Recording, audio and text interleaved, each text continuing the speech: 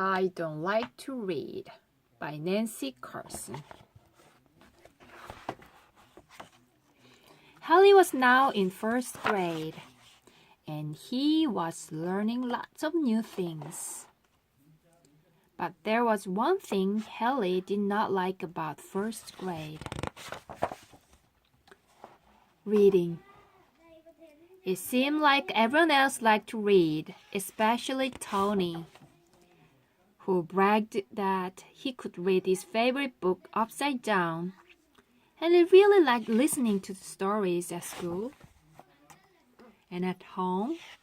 But when Mr. McCarthy asked if anyone wanted to read, Hallie never raised his hand. "Reading is boring," he said. At home, whenever Hallie was asked to read, he said, "No, I don't like to read. It's dumb."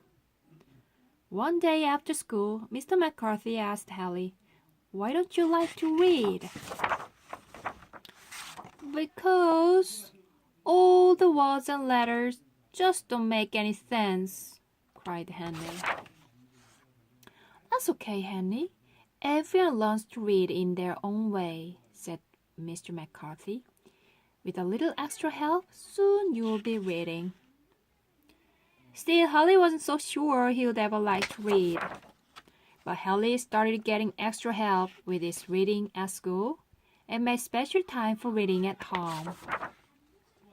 Pretty soon, some letters and words around him started to make sense. One night, Hallie and Pete's babysitter was reading them a brand new library book.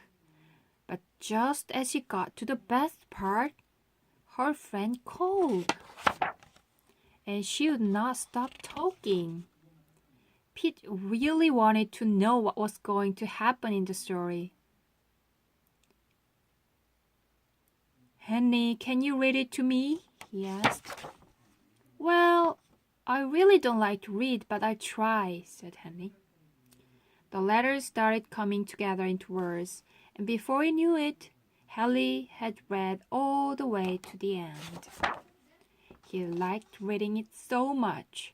He read Pete another one. The next day at school, when Mr. McCarthy asked who wants to read the lunch menu, Hallie was the first to raise his hand.